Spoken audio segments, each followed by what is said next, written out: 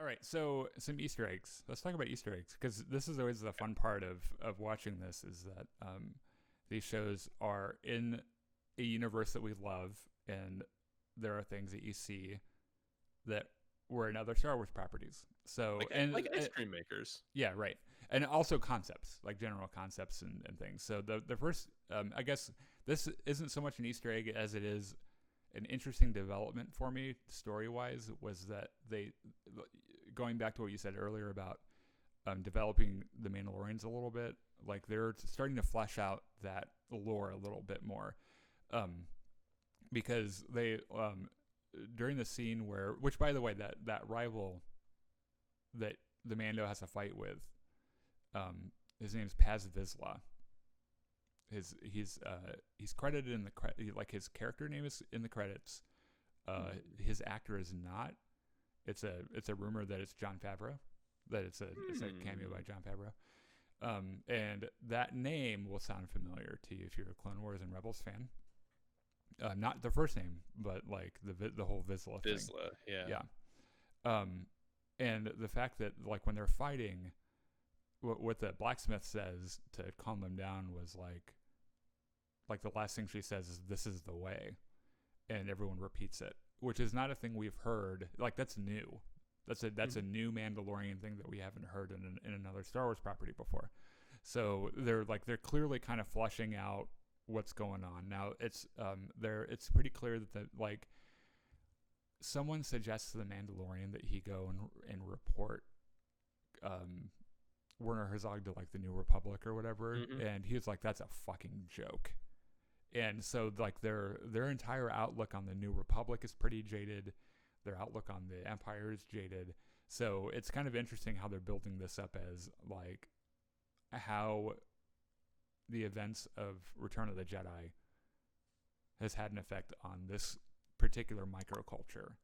Yeah. It's a really good way to tell the story about what the universe is up to generally, like the entire galaxy, but also they're like it's really good story development just to show what they think of it too, which is kind of cool. They talk a little bit.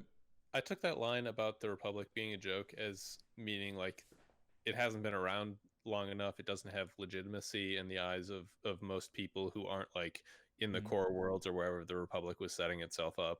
Yeah. So the Empire is gone. The Republic doesn't really exist very much in people's minds. So presumably you have a lot of independent-minded worlds and people out there. Yep. Yeah.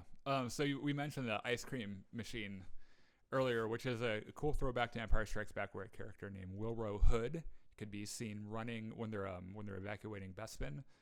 He's like running his little ass through the hallways, and he's kind of holding on to it's a prop that they used an ice cream maker for. Now that, and I can't remember if this is canon or this is like a Legends thing. It was apparently a computer core. Like that's what it was credited as, like when you like buy the action figure or whatever. It turns out it's a briefcase, like just a briefcase or portable safe. Yeah, or whatever. Yeah. So that was kind of a cool thing.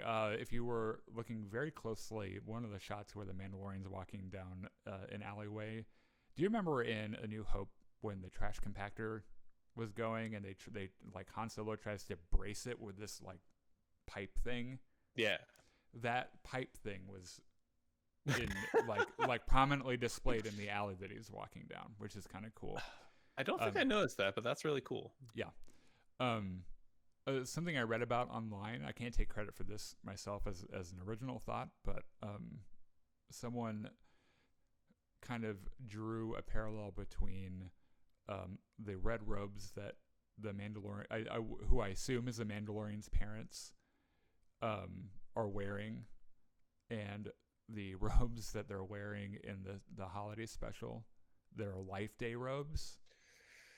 Like they're both red robes. This is probably not. It really probably is just a coincidence that they're just kind of the same color. But it's an interesting, because they already mentioned Life Day. All I'm saying is they've already mentioned it, so it might be a thing. I don't know. It might not be a thing.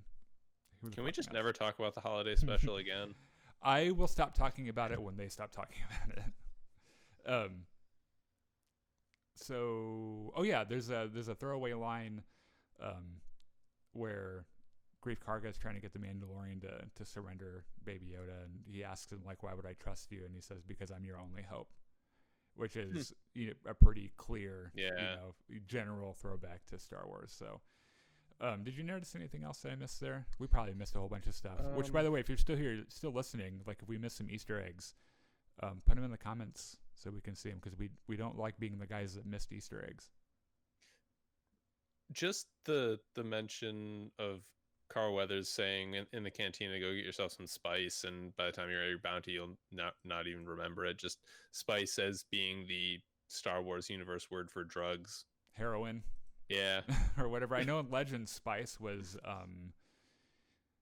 like pretty serious, extremely addictive stuff. Mm-hmm. So yeah, it's like space heroin. Pretty much. Yeah, the mention of spice generally is kind of a in universe